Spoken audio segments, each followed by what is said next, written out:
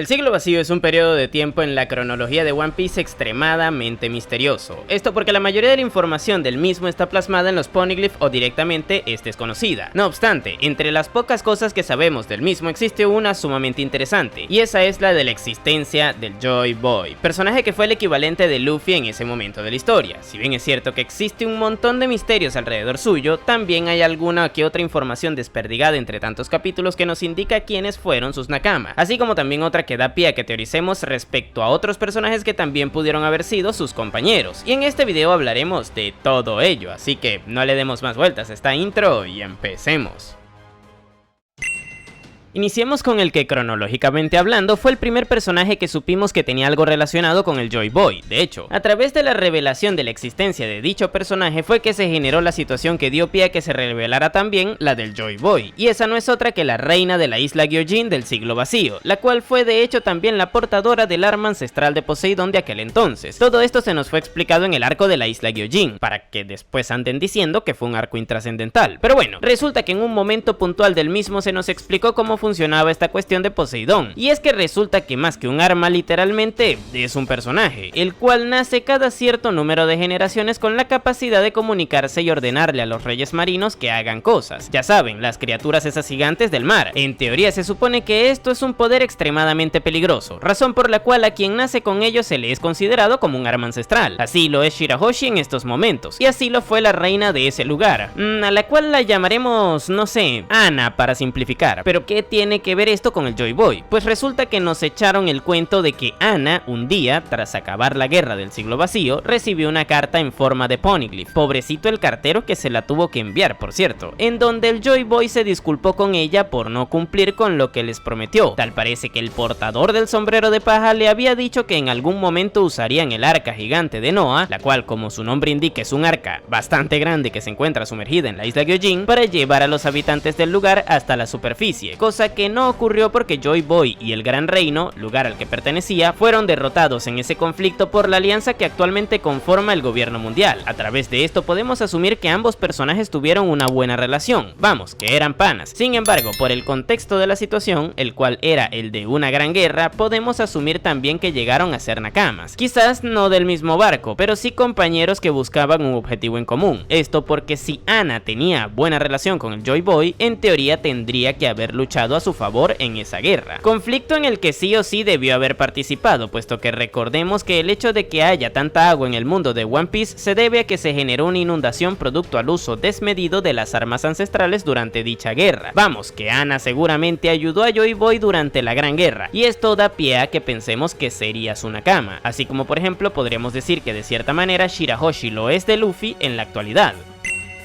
Pero ahora pasemos a hablar del que cronológicamente hablando fue el siguiente en aparecer, Zunisha, la elefante gigante ancestral con las patas extremadamente largas a las que le van cambiando cada 2×3 la estatura original. Pero bueno, según lo que nos comentaron de este personaje, ella o él tiene más de 1000 años cumplidos, cosa que es bastante curiosa puesto que el final del siglo vacío se dio hace 800 años. Debido a esto podríamos decir que ya cuando estaba transcurriendo este periodo de tiempo y por consecuencia cuando conoció al Joy Boy, ya tenía más de una centena de años este elefante, el cual de hecho no sabemos si originalmente era un elefante, ya que otra cosa que sabemos es que durante ese periodo de tiempo esta cometió un grave crimen que hizo que le sentenciaran a tener que vagar por el nuevo mundo cargando con la tribu Mink a su espalda, esto en teoría para que ocultara uno de los 4 Road Poneglyphs que indicaban la ubicación del Octel, escondiéndolo así de las manos equivocadas. Y bueno, una cosa bastante curiosa de esto es que Zunisha no puede actuar libremente, y esto lo vimos en el arco de Zou, donde Momonosuke, aparentemente el único personaje en el mundo que obtiene esta capacidad, le tuvo que ordenar que se defendiera de Jack cuando este le estaba atacando sus piernas junto con su flota. Curiosamente luego esta se acercó a la isla de Wano cuando estaba desarrollándose el conflicto de la guerra de Onigashima, y estuvo a la espera de que Momo le ordenara destruir las fronteras naturales del lugar para ingresar y ayudarles, cosa que al final no hizo. Sin embargo, lo que sí que hizo fue escuchar los latidos del corazón de Luffy cuando despertó la fruta, y esto dio pie a que identificar este suceso como el regreso del Joy Boy, dejando bien en claro que ambos personajes tenían relación. De hecho, Momonosuke eventualmente nos confirmó que ambos eran Nakama. De momento no sabemos si del mismo barco o si eran algo más parecido a lo que son hoy día Luffy y Vivi, Bon Clay, Law o Momonosuke, pero de que eran camaradas, lo fueron.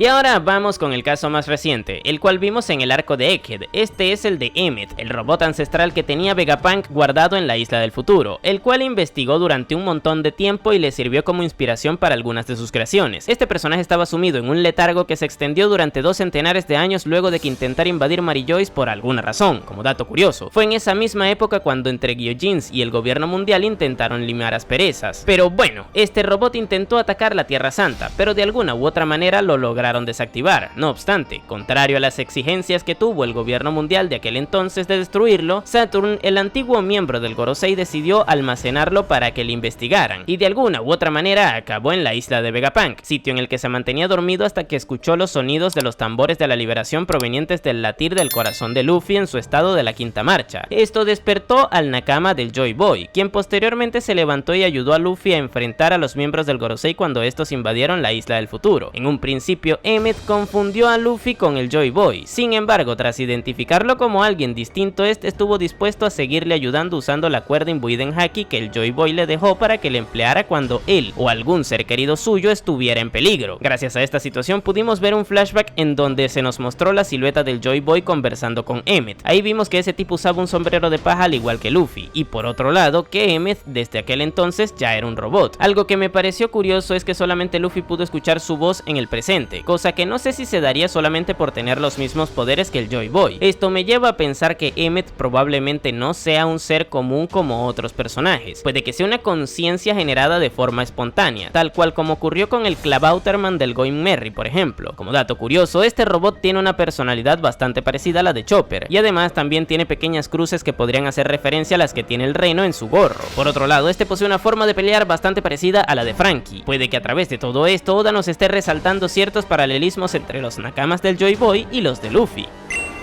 Ahora, a partir de este momento entraremos en el terreno hipotético, gente, y es que con los casos anteriores teníamos pruebas de que dichos personajes tenían relación con el Joy Boy. Sin embargo, con los que veremos de ahora en adelante no existe nada que lo confirme. Ahora, no se puede negar que las posibilidades de que también hayan sido Nakamas del Joy Boy siguen estando presentes, y precisamente por ello se los iré mencionando. Empecemos con Nefertari Di Lili, la reina de Arabasta del periodo del siglo vacío. A priori, según los datos que manejamos en la actualidad, no podríamos decir que este personaje tuvo relación alguna con el Joy Boy. De hecho, más bien sería lo contrario. Lily en teoría tendría que haber sido enemiga del Joy Boy. Esto porque el reino de Arabasta en un principio formó parte de la alianza de 20 reinos que conformó y posteriormente derrotó al Gran Reino. Es decir, Lily se enfrentó directa o indirectamente al Joy Boy en el pasado. Pero entonces, si eso fue así, ¿por qué razón les planteo yo como posibilidad que hayan sido Nakamas? Pues esto se debe a que en la historia de One Piece existen muchísimos paralelismos. Cosas como la de que el Joy Boy haya sido amigo de Ana y que Luffy luego sea amigo de su descendiente Shirahoshi. O también que en la banda de Joy Boy haya estado un ser extraño como lo es Emmet y que en la de Luffy haya aparecido un ser extraño como el Klabauterman del Going Merry son algunas de ellas. Y puede que otra de estas sea la de que, así como Luffy se hizo amigo de Nefertari Di Vivi, Joy Boy también se habría hecho amigo de Nefertari Di Lili. Puede que esto haya ocurrido antes de que ambos entraran en conflicto en la Gran Guerra y que la razón por la que se hayan posicionado en bandos opuestos fuera un malentendido entre ambos. Esto cobra sentido si tomamos en cuenta que, posterior a la victoria de la Alianza, Lily decidiera no formar parte de los Dragones Celestiales cuando se creó el gobierno mundial, siendo así la única gobernante originaria que mantuvo su puesto en lugar de ascender a ser una Tenryubito en Marillois. O bueno, casi, puesto que tras la derrota del Joy Boy, Lily se encargó de dispersar los Poneglyph por el mundo que habían escrito para contar la historia de lo ocurrido, cosa que fue interpretada como una traición hacia el gobierno. Entre esto y que no quisiera convertirse en Tenryubito fueron razones suficientes para que desapareciera misteriosamente, entre muchas comillas. A día de hoy sabemos que Imu, actual gobernante mundial, le guarda cierto cariño a pesar de ello, ya que tiene un retrato suyo en su jardín, pero a pesar de esto, puede que la última voluntad de la Peli Azul haya sido estar de parte del Joy Boy y no suya, cosa que podría indicar que pudieron haber sido Nakamas en el pasado. Pero antes de continuar, por aquí te estaré dejando un video que hice en donde expliqué todo lo referente a las familias de los D. Échale un ojo que seguro que te gustará.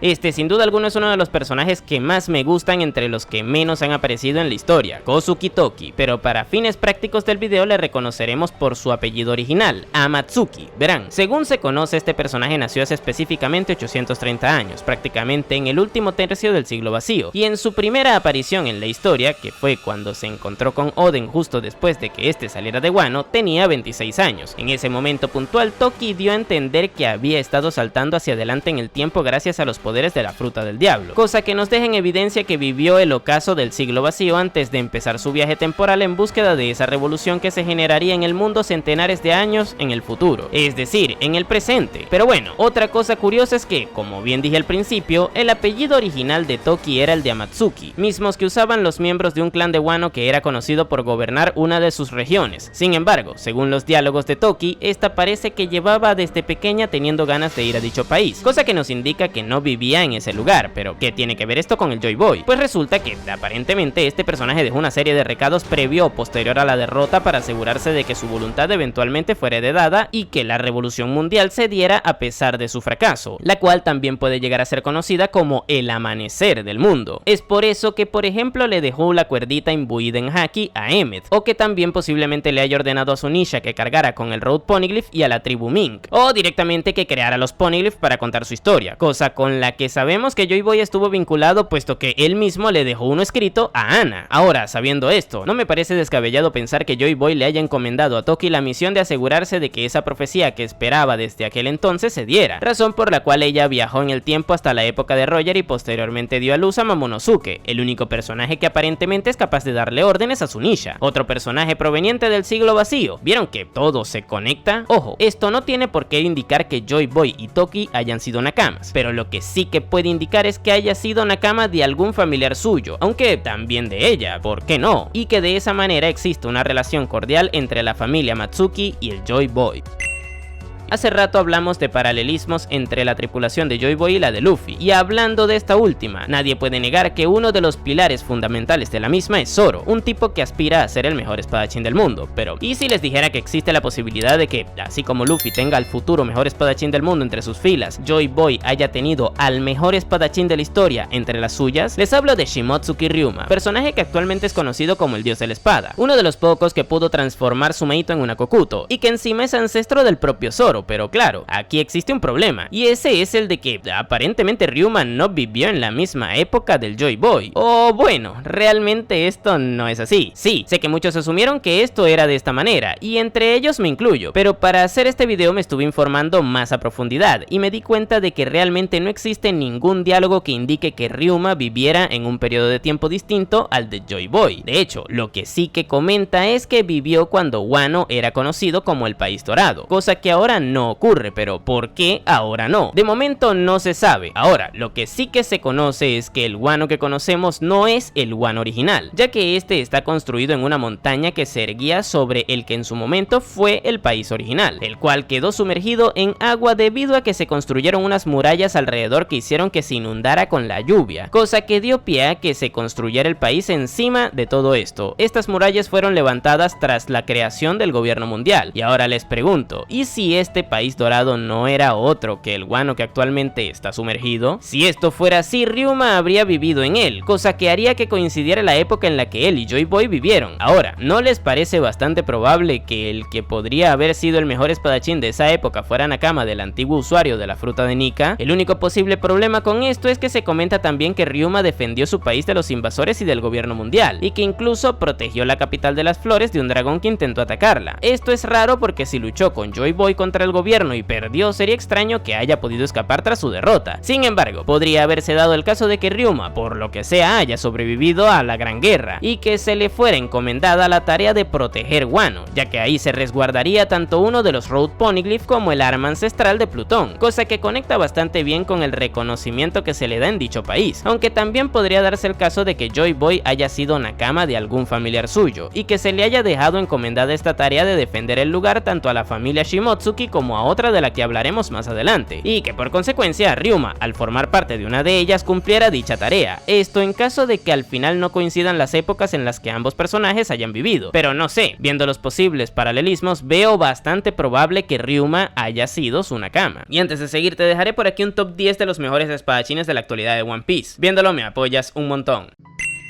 Ahora nos toca hablar de personajes que no conocemos de momento, pero que por contexto puede que, por haber pertenecido a según qué familias, razas o por haber nacido en según qué lugares, estos hayan tenido una relación muy cercana al Joy Boy. Y el primero de ellos es justamente el representante de esa familia de Wano que mencionamos por encima en el punto anterior. Esa no es otra que la de los Kozuki, clan que ha pasado de generación en generación el puesto de shogun del país. Verán, aquí sucede una cosa muy curiosa, y esa es la de que dicha familia está muy vinculada al siglo vacío. Esto porque ellos fueron los encargados de crear el lenguaje encriptado en el que se escribieron los poneglyphs, cosa con la que sabemos que estuvo muy implicado el Joy Boy. Sumado a esto también tenemos el tema de que, además de los herederos de la voluntad del Joy Boy, que se sepa los Kozuki son los únicos capaces de escuchar la voz de Zunisha. Esto porque tanto Oden como Momonosuke fueron los únicos en escucharla, además de Roger y Luffy. Esta cuestión me hace pensar que de alguna u otra manera algún Kozuki fue nakama del Joy Boy, cumpliéndose el paralelismo de que tanto Momo viajó con Luffy como de que Oden también hizo lo mismo con Roger, y que no sé, Kozuki Juanito lo hizo con Joy Boy. Dicho esto, Juanito en ese caso habría sido el encargado de escribir los poneglyphs que posteriormente fueron dispersados por el mundo, de también resguardar uno de los rojos que indica la ubicación de Locktel en el reino que gobierna, y de también crear el linaje que traspasara de generación en generación la capacidad de escuchar y quizás ordenar a Zunisha tareas necesarias para traer ese gran amanecer que Toki estuvo buscando al saltar en el tiempo. Pero ya dejando este país un poco de lado, un representante de otro que también pudo haber sido nakama de Joy Boy es un Shandiano, es decir, un habitante de Shandora, ciudad que se conoce que fue el último bastión en caer tras la Gran Guerra, y que al parecer también estuvo a favor del bando del Gran Reino, ya que si no, ¿qué sentido tendría que hubiera caído tras la derrota del Joy Boy? Pero bueno, los Shandianos tienen un lore súper interesante, ya que en teoría provienen de la luna, cosa que entre muchas comillas justifica que tengan alitas, y digo entre muchas comillas porque no hay ninguna justificación más allá del hecho de que los habitantes originales de la luna las tuvieran y que los habitantes originales del planeta no. Pero bueno, una cosa que sería genial es que dicho Shandiano sea el ancestro de Calgara y que ambos hayan sido los ancestros de Wiper, Shandiano que fue ayudado por Luffy en Skypiea. Pero bueno, en síntesis, si Shandora estaba del lado del Gran Reino, no sería de extrañar que uno de los habitantes también fuera nakama de Joy Boy. Ahora, si seguimos avanzando, entre los posibles nakama tenemos también a algún Mink, esto porque ellos se vieron vinculados al clan Kozuki, ya que recordemos que en Zou escondieron a un Road Poneglyph y encima en dicho lugar donde estaba también tenía estampado el logo de dicho clan, cosa que les vincularía indirectamente al Joy Boy. Puede que este les haya encomendado que fueran los encargados de resguardar esa piedra roja, y si eso así lo fuera, no me extrañaría que el representante de aquel entonces de dicha tribu también fuera su nakama. Otra situación parecida podría haber ocurrido con la de la tribu de los Lunaria, personajes que fueron los habitantes originales del lugar en el que hoy día se encuentra construida Mary Joyce. Estos morenos con alas fueron expulsados del lugar luego de que derrotaran a Joy Boy, y a día de hoy que se sepa el único miembro con vida de esta raza es King, eso si no contamos a los Serafins, claro está. Pero bueno, King nos dejó comentarios interesantes referentes al regreso del Joy Boy a su mundo, por lo que podríamos intuir que esta era una leyenda que se comentaba entre los suyos. Debido a esto podríamos asumir que había una buena relación entre Lunarias y Joy Boy en el siglo vacío, por lo que no sería de extrañar que alguno de ellos haya sido su nakama. Y por último, pero no menos importante, de este tipo de casos tenemos a un gigante. Actualmente estamos en Elbaf y esa gente le da muchísima importancia a todo lo referente al dios del sol, el cual sabemos que por mera nomenclatura está vinculado a Joy Boy debido a que su fruta contiene dicha descripción: fruta Hito Hito, modelo dios del sol, Nika. Pero bueno, como sabemos, Elbaf ha sido un reino totalmente independiente del gobierno mundial, por lo que podría darse el caso que durante el siglo vacío estos estuvieran en su contra, cosa que indirectamente les haría ser aliados de Joy Boy en dicho conflicto. De haber sido el caso, es posible que un gigante de aquel entonces haya tenido una buena relación con este personaje. Y para concluir el video les traigo mi opinión referente a una teoría. Esa es la de que Imu Nerona, el actual gobernante mundial, fue también nakama de Joy Boy, pero que posteriormente les traicionó. Y bueno, a mi parecer esto no tiene mucho sentido, puesto que según Ivankov, este personaje pertenece a una de las familias gobernantes que se aliaron contra el Gran Reino, y por lógica podríamos intuir que él habría sido uno de esos gobernantes que lucharon contra Joy Boy. Además, sabemos que Imu es muy malvado, y esto tendría que haber repelido a Joy Boy de buenas a primeras, ya que recordemos que este es el Luffy del siglo vacío, y por ende, si Luffy pudo darse cuenta al toque de que Barba Negra era alguien malvado con quien no tendría que juntarse en el arco de Haya, ¿por qué a Joy Boy no le habría pasado lo mismo con Imu de haberse conocido previo a entrar en conflicto?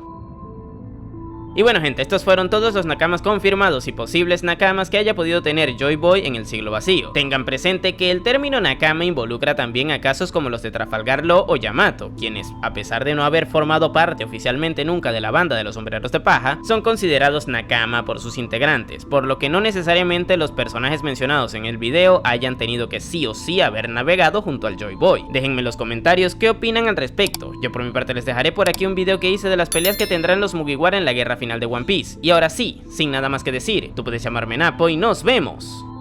en el siguiente video.